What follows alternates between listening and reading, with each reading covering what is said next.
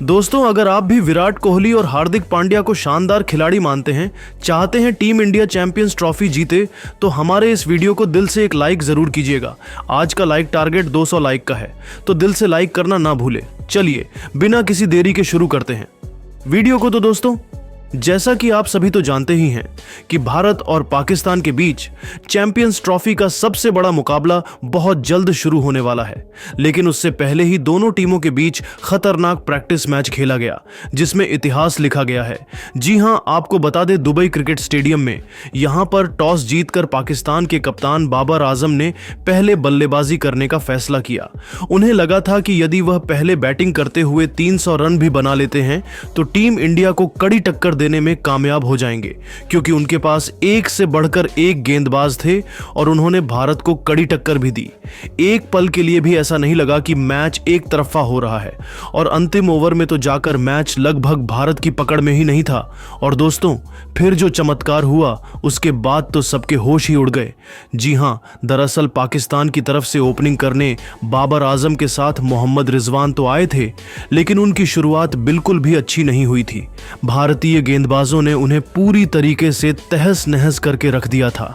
ऐसा लगा कि टीम इंडिया तो अभी से जीत गई, लेकिन फिर अंत में भारतीय गेंदबाजों की बेरहमी से कुटाई करते हुए पाकिस्तान ने हमें 308 रनों का लक्ष्य दिया और पूरे मैच का पांसा ही पलट कर रख दिया, जिसमें बाबर और फखर जमान ने अच्छी बल्लेबाजी की, जिसकी बदौलत पाकिस्तान हमारी टीम के सामने 307 रन बनाने में कामयाब रहा।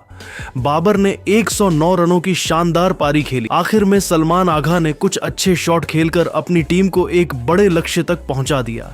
हालांकि एक समय तो ऐसा लगा था कि पाकिस्तान 150 रन भी नहीं बना पाएगी, क्योंकि केवल 25 रनों पर टीम इंडिया ने उनके 3 बल्लेबाज ढेर कर दिए थे।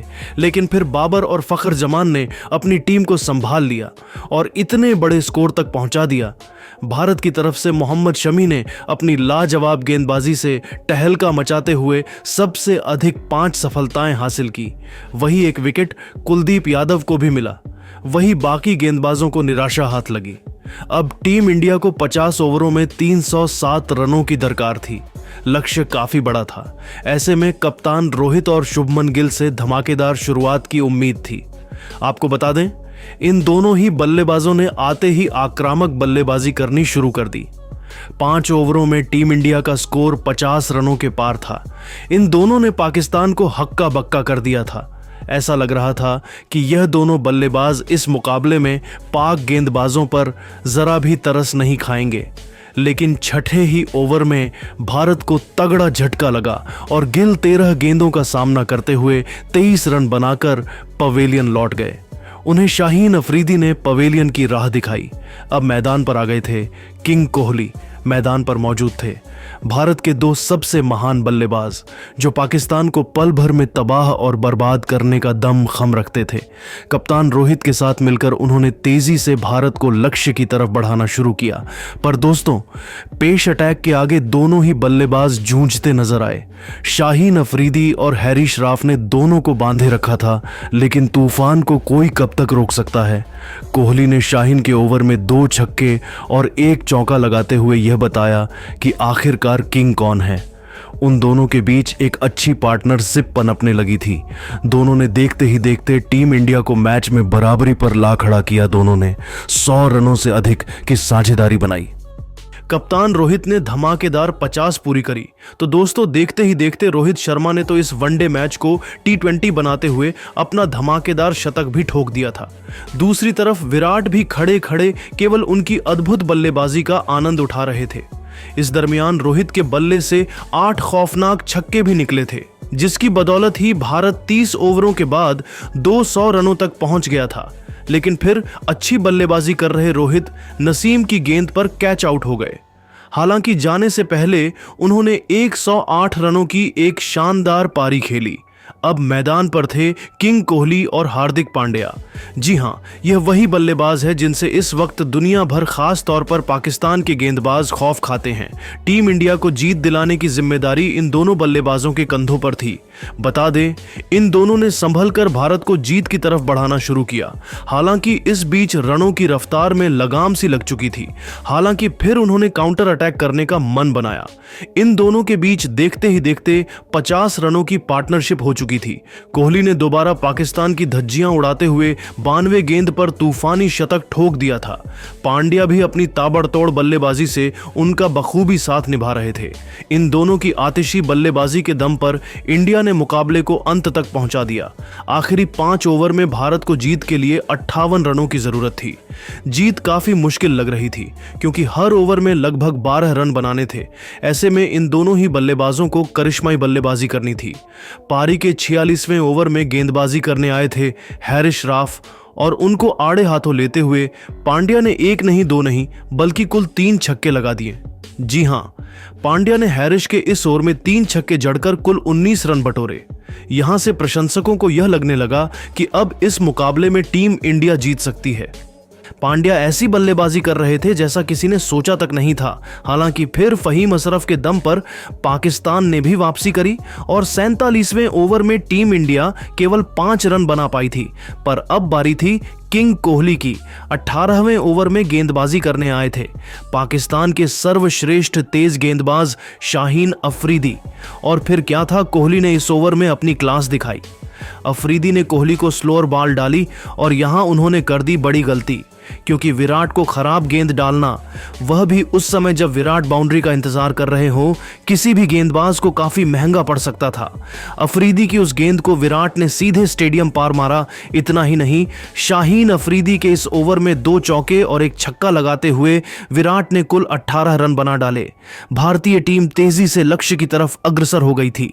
अब भारत को आखिरी 2 ओवरों में जीत के लिए 25 रनों की दरकार थी। लेकिन पारी के 49वें ओवर में गेंदबाजी करने आए राफ ने केवल 6 रन ही दिए। जी हां, इस ओवर में दोनों ही बल्लेबाज कुछ खास नहीं कर पाए और भारत को आखिरी ओवर में जीत के लिए 19 रन बनाने थे। पाकिस्तान के सबसे खतरनाक गेंदबाज शाहीन अफरीदी आखिरी ओवर डालने के लिए आए और उनकी पहली ही गेंद पर विराट ने शानदार चौका लगाया। अब आखिरी 5 गेंदों में जीत के लिए 15 रन बनाने थे। अभी भी जीत काफी दूर नजर आ रही थी, लेकिन अफरीदी की दूसरी गेंद पर भी विराट ने एक और चौका लगा दिया। अब आखिरी 4 गेंदों में 11 रन रह गए, लेकिन तीसरी गेंद पर शाहीन अफरीदी ने वापसी की और केवल 1 रन दिया। अब कुंग-फू पांड्या स्ट्राइक पर आ गए। अब 3 गेंदों में बनाने थे। 10 रन अफरीदी की चौथी गेंद पर हार्दिक ने एक्स्ट्रा कवर के ऊपर से शानदार छक्का लगाया। 2 गेंदों में 4 रनों की जरूरत थी। टीम इंडिया की जीत आसान लग रही थी, लेकिन वर्ल्ड क्लास गेंदबाज शाहीन अफरीदी ने वापसी की और एक ऐसी खतरनाक बाउंसर डाली जिस पर पांड्या कुछ खास नहीं कर पाए। दोस्तों, अब 1 गेंद पर 4 रन बनाने थे, स्ट्राइक पर थे। हार्दिक प्रशंसकों को उम्मीद थी कि वह भारत को जीत दिला देंगे। आपको बता दें, शाहीन अफरीदी ने इस पर परफेक्ट यार्कर डाली। ऐसा लगा था कि पाकिस्तान जीत गया, लेकिन फिर हार्दिक के बल्ले से बिजली कौधी माही के अंदाज में उन्होंने मिड ऑन के ऊपर से ऐसा हेलीकॉप्टर शॉट जड़ा कि गेंद देखते ही देखते हवा में कब गायब होकर स्टेडियम के पार चली गई, पता ही नहीं चला। और इस गगनचुंबी छक्के की बदौलत हार्दिक पांड्या ने एक मस्ट विन मुकाबले में टीम इंडिया को न केवल जीत दिलाई, बल्कि पाकिस्तान के घमंड को चूर चूर कर नया इतिहास लिख दिया, जहां पाकिस्तानी टीम और उनके फैंस तो स्टेडियम में ही आंसू बहाने लगे थे। जी हां दोस्तों, इस रोमांचक प्रैक्टिस मुकाबले में एक बार फिर टीम इंडिया ने अपनी जीत का झंडा गाड़ दिया था, जहां किसी ने सपने में भी नहीं सोचा होगा कि पाकिस्तान का टीम इंडिया इतना बुरा हाल कर देगी, वह भी उस समय जब पाकिस्तान ने इतना बड़ा स्कोर खड़ा कर दिया था और पाकिस्तान के गेंदबाजों को एक्सपोज करके टीम इंडिया ने रख दिया। अब एक ऐसा ही कांटे का मुकाबला एक बार फिर हमें 23 फरवरी को इंडिया और पाकिस्तान के बीच देखने को मिल सकता है। लेकिन दोस्तों, अब आपको क्या लगता है, पाकिस्तान के खिलाफ भारत की तरफ से सबसे ज्यादा रन कौन सा बल्लेबाज बनाएगा? हमें कमेंट करके जरूर बताइएगा और ऐसे ही शानदार खबरों के लिए हमारे इस चैनल को सब्सक्राइब करना ना भूलें। धन्यवाद। दोस्तों, अगर आप भी विराट कोहली और हार्दिक पांड्या को शानदार खिलाड़ी मानते हैं तो हमारे इस वीडियो को लाइक जरूर कीजिए। दोस्तों, श्रेयस अय्यर के तूफान में सूखे पत्तों की तरह उड़े पाकिस्तान गेंदबाज तो शुभमन ने एक बार फिर रचा। इतिहास हार्दिक के साथ मिलकर मचाई है। ऐसी तबाही दुबई के मैदान पर लिखा गया क्रिकेट की किताब में रिकॉर्ड का नया पन्ना तो आखिर कैसे अय्यर और शुभमन के तूफान के बाद हार्दिक के छक्कों से दहल उठा। पाकिस्तान का दिल उनकी विस्फोटक बल्लेबाजी की पूरी हाईलाइट हम आपको दिखाएंगे। लेकिन उससे पहले आपको क्या लगता है कि हार्दिक पांड्या, श्रेयस अय्यर और शुभमन गिल